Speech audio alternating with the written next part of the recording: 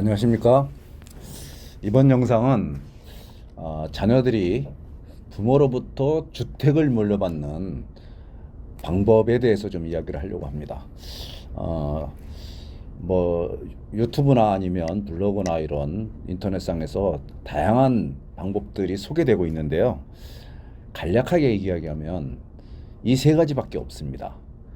그래서 이 세 가지를 어떻게 선택할 것인지, 세 가지 중에 어떤 걸 선택할 것인지 이런 것들에 대해서 한번 확인해 보려고 합니다.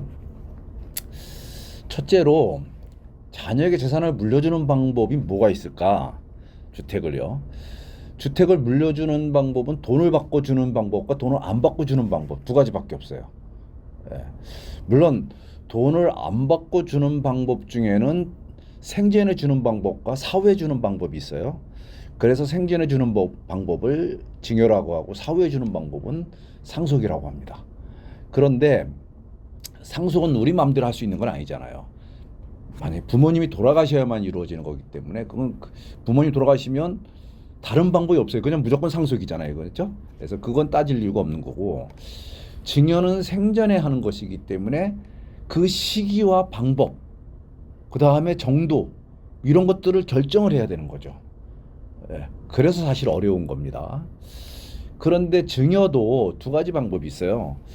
그러니까 원래는 돈을 주는 방법과 안 주고 주는 방법, 돈을 받고 주는 방법, 이 두 가지가 있지만 그 중간 단계가 있어요. 그러니까 일부는 돈을 받고 주고 일부는 돈을 안 받고 주고 이런 건데요. 이때 돈을 받고 준다고 하면 좀 이상한데, 부모가 지고 있는 그 부모가 부담하고 있는 채무 또는 임대보증금, 이거를 자녀가 증여받는 자녀가 떠안으면서 부동산을 증여를 받는 것을 부담부증여라고 합니다. 자, 그래서 이 세 가지 안이 있는데 이 세 가지 안 중에서 가장 좋은 방법이 무엇인지 그걸 한번 찾아보려고 하는 거죠. 자, 그렇다면 이 세 가지 방법의 장단점을 먼저 알아야 되겠죠. 당연히 그러겠죠. 자, 그러면 이 세 가지 방법에서 부담해야 되는 세금 문제는 세 가지입니다.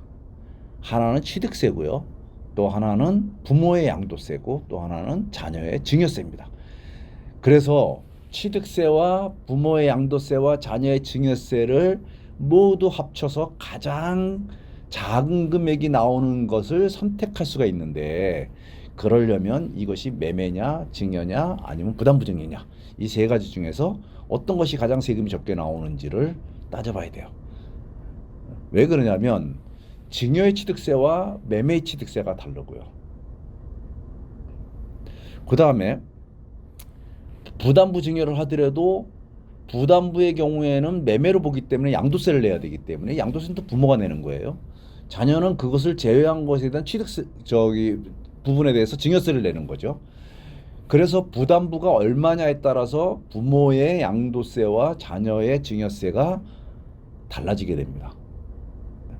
그래서 이런 것들을 다 비교해 봐야 돼요. 자, 우선 첫째로 취득세의 경우에 자녀가 자녀가 증여를 받았을 때는 증여한 금액의 3.5%를 원래 취득세를 내게 돼 있어요. 그런데 주택의 경우에는 조정지역 내에 3억 이상의 주택을 증여할 때는 이게 12%로 늘어나요. 중과세돼요. 그러니까 증여보다는 매매가 더 좋을 수 있겠죠. 매매는 1%에서 3%까지 금액에 따라서 6억 이하는 1%, 6억에서 9억은 2%, 9억에 초과는 3% 이렇게 내는 거란 말이죠. 그래서 이렇게 1에서 3% 이렇게 내다 보니까 이게 만약에 중과된다라고 하면 증여세는 중과가 되니까 12점 몇 %인데 일로 매매로 들어오면 중과가 안 될 수 있는 거죠. 근데 여기도 예외적으로 동일 세대면 중과가 될 수 있어요. 세대가 분리가 되면 중과가 안 될 수 있다는 거죠. 부담부 증여는 이 두 개가 혼합이 되어 있는 겁니다.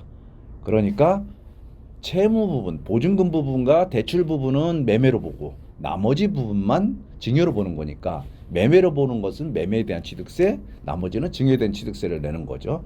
그래서 자녀가 세대가 분리가 되어 있느냐 이것도 중요하고요. 그다음에 기준시가가 3억이 넘느냐 이것도 굉장히 중요해요. 증여세는 당연히 올 증여일 경우에 또는 부담부 증여일 경우에는 채무나 아니면 보증금을 제외한 금액에 대해서 증여세를 내야 되겠죠. 부모의 경우에는 양도세를 내게 되는데 당연히 올 증여에는 부모가 양도세를 낼 이유가 없는 거죠. 매매의 경우에 당연히 부모가 양도세를 내고요. 그 다음에 부담부 증여에도 아까 말씀드린 것처럼 대출 부분하고 임대보증금 부분에 대해서는 매매를 보기 때문에 그 부분에 대해서는 양도세를 내야 됩니다. 그런데 만약에 이게 주택이잖아요. 주택이니까 부모가 주택이 두 채다 그러면 이걸 넘겨줄 때 마찬가지로 자식에게 이걸 매매하더라도 이거는 중과세가 됩니다. 지금 내년 윤석열 정부가 내년 5월 9일 이전에 다주택자가 집을 팔 경우에는 중과세를 제외해 준다 그랬으니까 중과세가 아니고 일반과세가 되겠죠. 그러나 내년 5월 9일 지나가면 중과세가 될 수도 있다. 이렇게 하시면 되겠습니다. 자, 세금 부담은 그런데 자금 부담은 어떠냐는 거죠. 자금 부담은. 자금 부담은 방법 세 가지 중에서 만약에 모두 증여한다라고 하면 결국 자녀는 취득세와 증여세를 내야 되겠죠. 취득세와 증여세를 모두 다 자녀가 부담을 해야 됩니다. 부모는 부담할 게 하나도 없죠. 그죠? 그런데 매매를 한다라고 하면 자녀는 취득세도 내야 되겠죠. 뿐만 아니라 이 매매를 했기 때문에 부모님한테 매수대금을 줘야 돼요. 매수대금을. 그리고 부모는 양도세를 내야 되는 자금 부담이 생기는 거죠. 부담부 증여의 경우는 어떻게 되느냐? 부담부 증여의 경우는 자녀가 일부는 매매를 하고 일부는 증여를 받는 거잖아요. 그러니까 취득세는 당연히 내야 될 것이고요. 그 다음에 그 나머지 부분에서 증여세를 내야 되잖아요. 그래서 증여세를 내야 되는 거고요.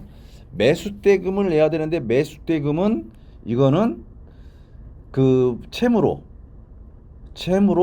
이거를 대환을 하는 거죠. 대환하는 겁니다. 그래서 결국 채무를 인수하게 되는 거죠. 예, 인수하게 됩니다. 그래서 돈은 직접 주진 않지만 채무를 인수하는 걸로 매수대금을 지급하게 되는 겁니다. 그러다 보니까 부모는 양도세만 내면 되는 거죠. 그래서 여기서는 부담부증여에서는 자녀는 취득세와 증여세를 내고 매수대금을 드려야 되는데 일부 드려야 되는데 그 매수대금은 채무를 인수하는 것으로서 대신한다. 이렇게 보시면 되겠습니다. 자, 이제 최저간을 찾아야 되는 것이죠. 그래서 우선 최저간이라고 하는 것은 반드시 세금을 적게 내는 것이 최저간은 아니에요. 반드시 자금 부담을 적게 하는 것이 최저간이 아니에요. 두 개를 혼합해서 개인의 상황에 따라서 최저간을 내야 됩니다. 예를 들어서 자녀가 돈이 하나도 없다. 또는 돈이 얼마 없다. 그러면 자녀의 자금 부담을 최소화시키는 방향으로 가야 됩니다. 또는 자녀가 자금을 많이 마련해 놓고 있었다. 그렇다면 세금이 가장 적게 내는 방향으로 가야 되겠죠.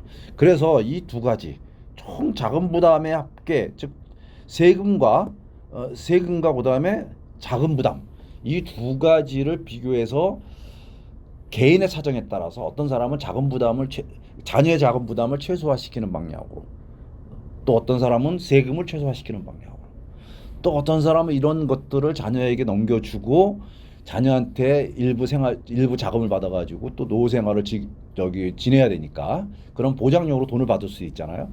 그러니까 각자 상황에 따라 다른데 문제는 우리 상황이 어떤 것이며 우리는 그런 상황에 맞는 것 중에 가장 최적화는 무엇인지를 선택하는 그런 과정을 거쳐야 된다는 겁니다. 무조건 부담부 증여가 좋다, 올 증여가 좋다, 매매가 좋다, 저가 매매가 좋다 이렇게 얘기할 수는 없다 그 말씀입니다. 또 한 가지 덧붙여서 말씀드린다면 자녀에게 증여를 하는 것은 이거는 사전상속이에요. 예, 사전상속. 예, 사전상속입니다. 사전상속이다 보니까 이거는 나중에 상속이 일어났을 때에 결국 그 재산 분쟁의 씨앗이죠. 분쟁. 예. 분쟁이 발생할 수 있다는 거예요. 그러니까 사전에 나중에 제가 다른 영상에서 이 부분에 자세히 설명을 드릴 건데 유료분 문제도 있을 거고 상속 지분에 관한 문제에서 굉장히 복잡합니다. 그래서 증여보다는 이게 매매로 해버리면 이거는 돈 주고 사는 거잖아요. 그러니까 이게 사전 상속이 아니기 때문에 상속과는 전혀 관계없는 일이 되는 것이죠. 그래서 이 매매를 통해서 이걸 넘기는 방식도 굉장히 유용할 때가 있다. 이렇게 보시면 될 것 같아요. 매매도 그냥 매매가 있고 그다음에 저가 매매가 있고요. 그다음에 그 이하 매매도 있고 하여간 다양한 방법이 있는데 이 부분에 대해서 다른 영상에서 또 자세하게 설명을 드리도록 하겠습니다. 자, 오늘 영상은 여기까지 하도록 하겠습니다. 감사합니다.